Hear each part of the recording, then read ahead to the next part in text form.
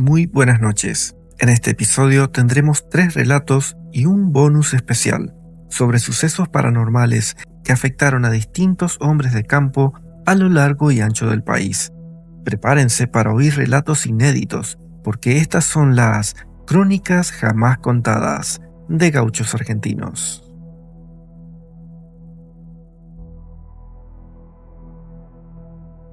Mi nombre es Walter y esto me ocurrió en Jujuy a principios de los años 90. Este lugar es distinto. Aquí la tierra no es como la llanura, se levanta hacia el cielo, toca las nubes y te deja sin aire. Yo estaba trabajando como arriero, bajando lana desde la Puna hasta el valle. Éramos 3, pero en altura la soledad se multiplica. Nos tocó acampar cerca de Tilcara, en un abra donde el viento silba con una fuerza que te tira al poncho. Era la segunda noche. El fuego apenas prendía por la falta de oxígeno y el frío era de esos que te cortan la respiración. Mis compañeros, los hermanos Vargas, se habían ido a dormir temprano, envueltos en sus frazadas. Yo me quedé de guardia, cuidando las mulas. El silencio en la quebrada no es silencio. Es una espera. Las piedras parecen observar. Estaba cebando un mate mirando las estrellas que allá arriba parecen estar a 1 metro de tu mano, cuando escuché el silbido. Era un silbido agudo, melodioso, de esos que usan los pastores para llamar a los perros. Lo extraño era que no había perros y mis compañeros dormían. Silbé de vuelta por inercia, un silbido corto preguntando: ¿quién anda ahí? Desde la oscuridad de los cerros me respondieron, pero no fue una respuesta inmediata. Fue un eco perfecto, exactamente el mismo tono, la misma duración. Me puse de pie, agarrando el rebenque como si fuera un arma. ¿Quién es?, pregunté. El viento se llevó mi voz, pero la respuesta volvió. ¿Quién es? ¿Quién es? Pero no era un eco. El eco se desvanece. Esto se mantuvo firme y luego cambió. La voz que respondió ya no repetía mis palabras. Dijo: falta uno. Sentí que la sangre se me helaba más que por el clima. Conté mentalmente: 1, 2, 3. Estábamos los 3. Miré hacia donde dormían los Vargas. Sus bultos bajo las frazadas no se movían. Volví a mirar hacia la oscuridad de la quebrada y entre las rocas vi una figura. No caminaba, parecía flotar sobre las piedras.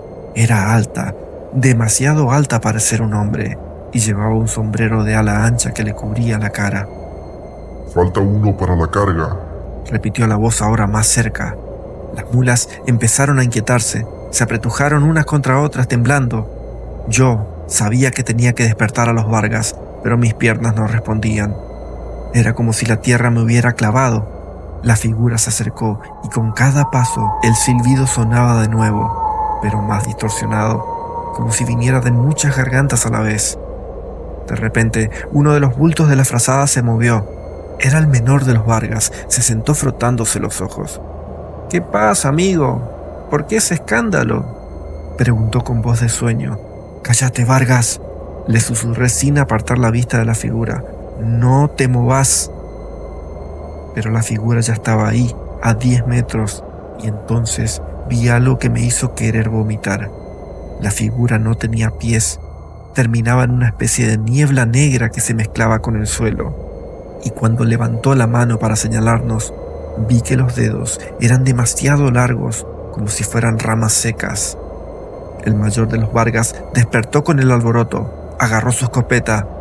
«¿Pero qué mierda es eso?», gritó apuntando. «No dispares», le grité yo. La figura se detuvo. El silbido cesó, y en ese silencio absoluto, la cosa habló con la voz del mayor de los Vargas. «No dispares, hermano». El Vargas mayor se quedó petrificado. Escuchar su propia voz saliendo de esa cosa es algo que te quiebra el alma. La cosa dio un paso atrás, y el Vargas mayor, sin pensarlo, apretó el gatillo.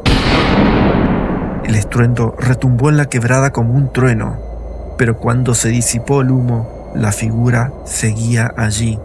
No tenía agujeros, no tenía sangre, Solo se rió, una risa seca como hojas pisadas.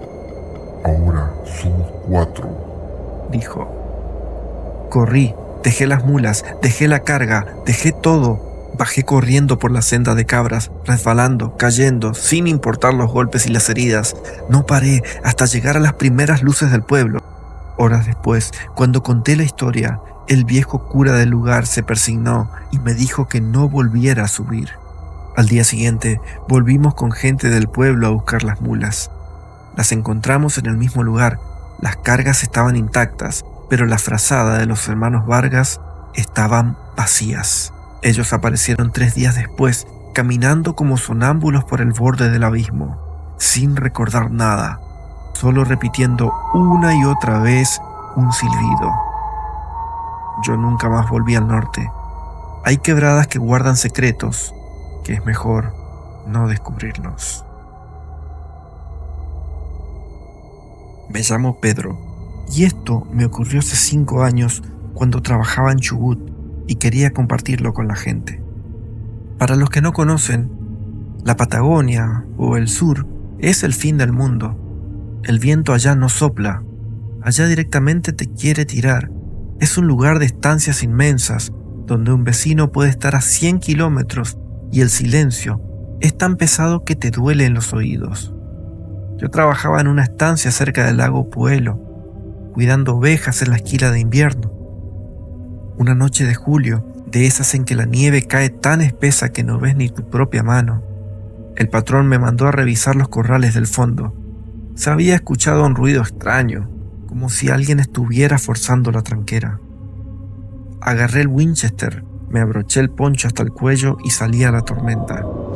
La caminata fue un infierno, el viento me pegaba la nieve en la cara como agujas. Llegué al corral y todo parecía en orden.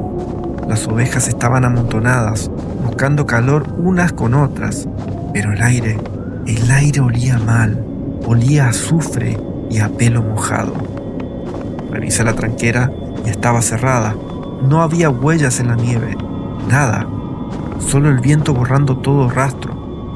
Me di la vuelta para volver a la casa, pero el caballo, un zaino viejo y tranquilo, se negó a avanzar. Se puso rígido, mirándose el galpón de esquila que estaba a unos 50 metros. El galpón estaba oscuro, cerrado desde hacía semanas, pero en una de las ventanas altas vi una luz. No era eléctrica, no había tendido de luz ahí.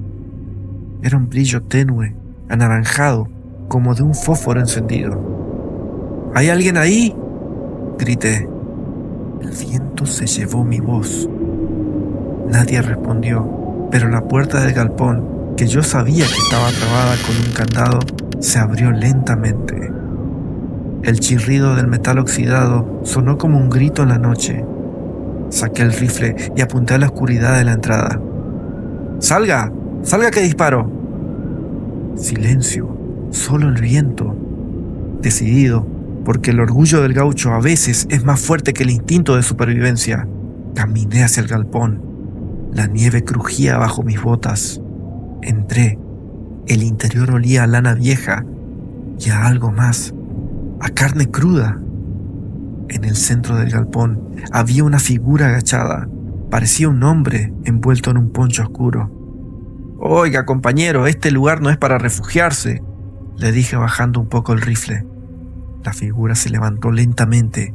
Era alta, muy alta. El poncho le quedaba chico, dejando ver unos brazos que llegaban hasta la rodilla. Y cuando levantó la cabeza, vi que no tenía cara.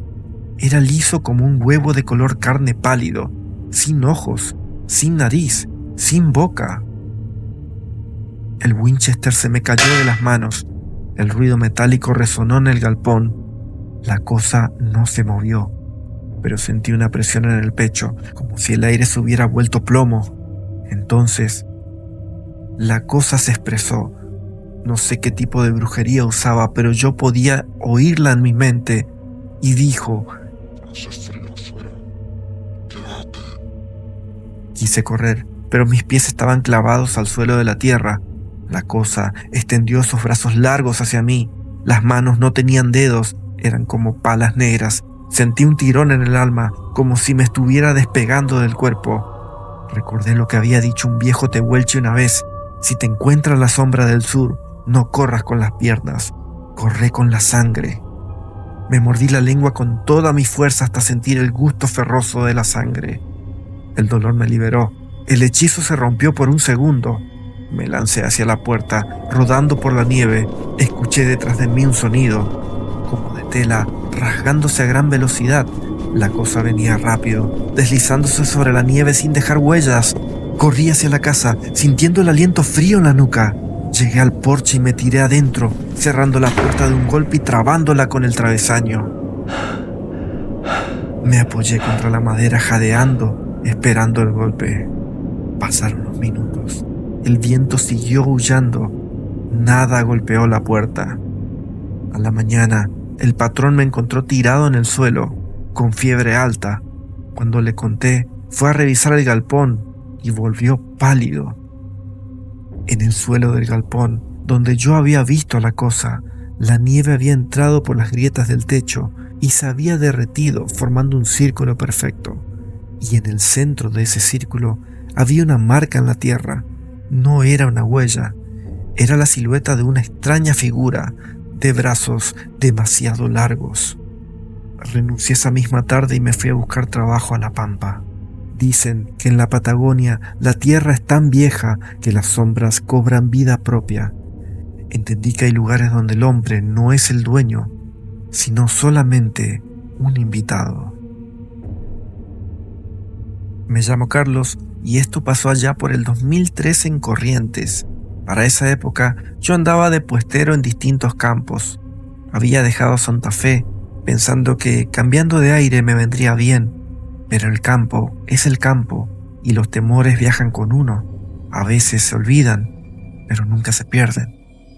Llegué a un establecimiento grande, de esos que tienen costa sobre el arroyo Guavirabí. El patrón era un hombre serio, de pocas palabras, que me tomó a prueba por 15 días. Me asignó un rancho viejo cerca del monte, con galpón para los aperos y un corral chico para los caballos. El primer día, cuando me mostraba los límites, me señaló una curva del arroyo y me dijo: no trabajes de noche en esa costa. Si tenés que hacer algo, hacelo de día.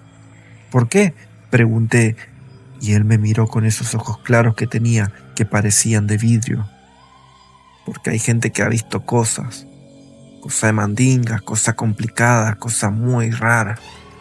No dijo más. Y yo por las dudas tampoco pregunté más. Pasaron 2 semanas sin novedad. El campo era lindo, los animales sanos, y yo me sentía realmente muy bien. Hasta que una noche, faltando 2 días para la luna llena, me despertó un ruido. Era un chapoteo, como si algo grande estuviera entrando al arroyo y saliendo, entrando y saliendo. Era muy raro. Al principio pensé que era un carpincho o tal vez una nutria, pero el ruido era muy pesado, muy lento, como si el animal que lo hacía no quisiera hacer ruido, pero no pudiera evitarlo. Me levanté en silencio. Tenía un facón de monte, de esos que usamos los gauchos para todo, y lo agarré antes de asomarme a la puerta. La luna llenaba todo de una luz plateada, de esas que te hacen ver hasta las piedras del camino. Miré hacia el arroyo y al principio no vi nada, solo el agua quieta, reluciendo como azogue. Pero después lo vi. Había una sombra en la orilla. No era un animal de 4 patas. Era una forma grande, casi del tamaño de un ternero, pero con algo de hombre en la postura. Estaba inclinada sobre el agua y parecía estar, ¿cómo decirlo? Estaba como revolviendo algo en el barro. Movía los brazos, si es que se le podía llamar brazos, con un movimiento lento, rítmico, como quien amasa algo. Yo apreté el facón y contuve la respiración. La sombra se enderezó de golpe, como si hubiera sentido que la miraba. Ahí fue cuando vi su forma completa. Era como un hombre muy grande, pero con la cabeza hundida entre los hombros y los brazos demasiado largos que le llegaban casi hasta los pies. No tenía rostro. Donde tendría que tener cara, había una superficie lisa, gris, sin ojos, sin boca, sin nada. Pero lo peor no era eso. Lo peor fue cuando se dio vuelta hacia mí y vi que en su pecho había una luz roja. No una luz de verdad, sino algo que ardía desde adentro, como si tuviera un carbón encendido bajo la piel. Y esa luz palpitaba al ritmo de mi corazón, eso se los puedo jurar. Sentí como cada latido mío hacía que la luz avivara un poco más. Me quedé paralizado. No podía gritar, no podía moverme, no podía cerrar los ojos. Y la cosa empezó a caminar hacia mí. No caminaba como un hombre, caminaba como si el suelo le costara, como si tuviera que arrancar los pies de algo que lo sujetaba. Pero avanzaba, y mientras avanzaba, el aire se volvía espeso, pesado, como si estuviera lleno de ceniza. Empecé a sentir olor. No era olor a podrido, era olor a sangre seca, a cuero crudo, algo que había estado mucho tiempo enterrado. En ese momento, no sé por qué, me acordé de una historia que me había contado un viejo en un boliche de Mercedes. Me había hablado de la leyenda del familiar. Dijo que era un perro grande, o un toro, o a veces un hombre, que aparecía en los arroyos y en los esteros, y que siempre se lo había visto en muchas provincias del norte. Dijo que era el dueño del agua, el que llevaba a los ahogados. Dijo que si lo veías, no le tenías que mostrar miedo, tenías que escupir al suelo 3 veces y nombrar a la Virgen. No sé si fue eso o fue otra cosa, pero en el momento en que la cosa estaba a 10 pasos de mí, reuní la fuerza que me quedaba, escupí 3 veces al suelo y grité: «Virgen Santa, Virgen de Itatí, cúbreme con tu manto». La cosa se detuvo. No se fue, no desapareció, se quedó parada a medio camino entre el arroyo y mi rancho. Y empezó a temblar. Temblaba como si estuviera peleando contra algo invisible. Y entonces de su pecho salió un sonido. No era un grito, no era un gemido, era como un metal que se desgarra, un chirrido que me hizo doler los dientes. Después de eso, dio media vuelta y volvió al arroyo. Entró al agua sin hacer ruido, como si se derritiera, y yo vi cómo la luz roja se iba apagando lentamente bajo la superficie. Primero se hizo naranja, después amarilla, después nada. El arroyo quedó quieto, reluciente bajo la luna, como si nada hubiera pasado. Yo me quedé en la puerta hasta que salió el sol. No pude volver a entrar al rancho, no pude cerrar los ojos.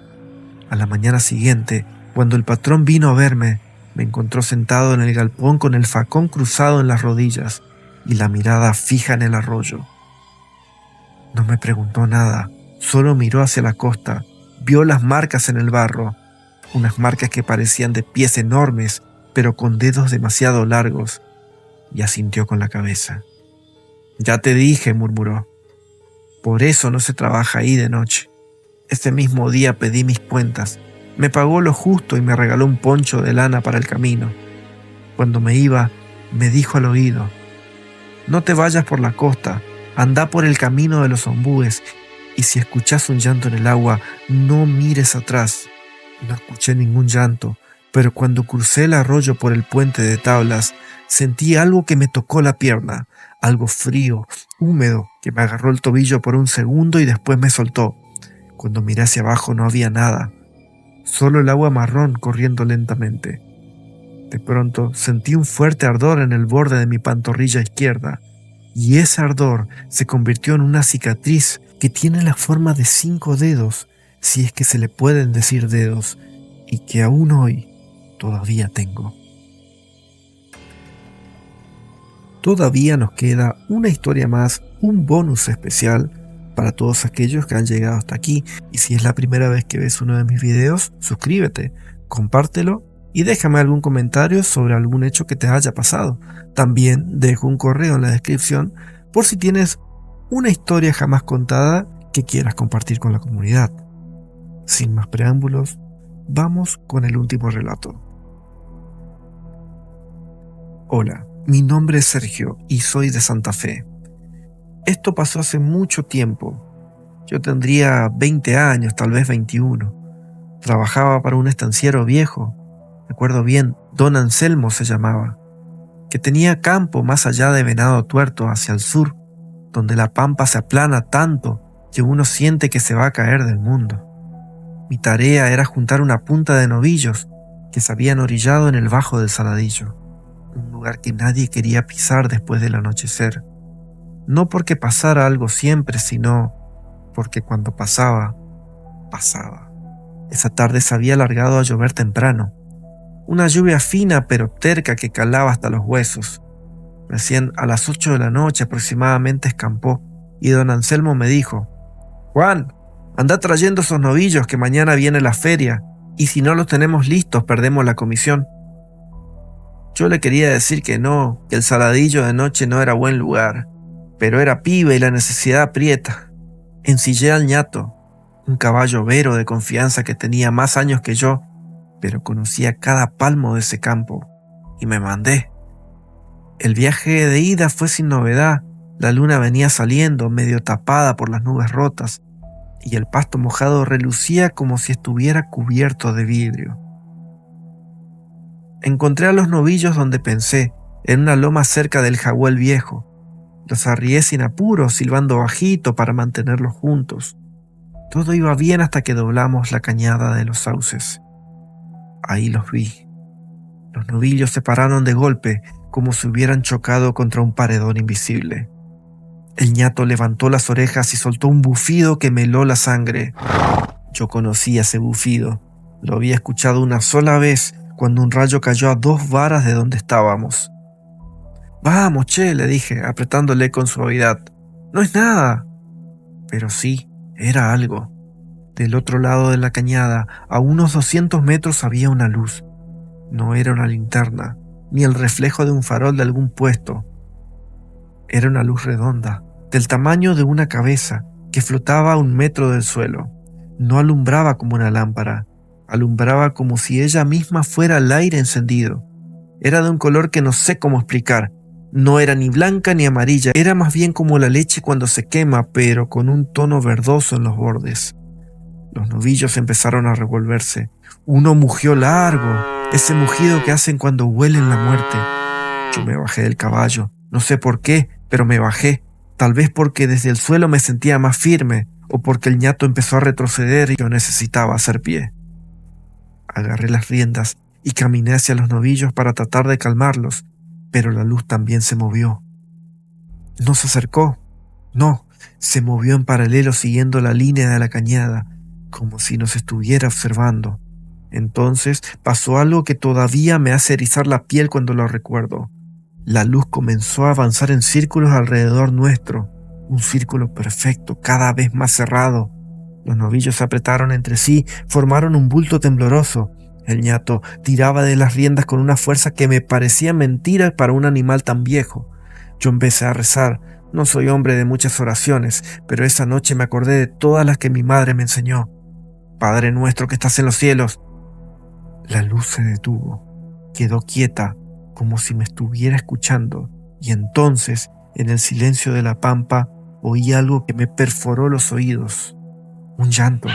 No era de animal, era de una mujer, pero no exactamente. Era un llanto que venía de adentro de la luz, o de alrededor de la luz, o tal vez de abajo de la tierra. Era un llanto que tenía rabia. Yo no sé cuánto tiempo pasó, tal vez 1 minuto, tal vez 10. Lo que sé es que en un momento, sin saber de dónde saqué el valor, me monté al ñato de un salto, agarré el rebenque y empecé a gritar. Grité todo lo que pude, grité insultos, grité nombres santos, grité cosas que no tenían sentido. Y los novillos, asustados por mis gritos más que por la luz, arrancaron al galope hacia el corral. Galopamos directamente hacia la luz. No sé cómo explicarlo. Cuando íbamos a pasar por encima, la luz se apagó. No se corrió, no se alejó, se apagó como si se hubiera soplado una vela.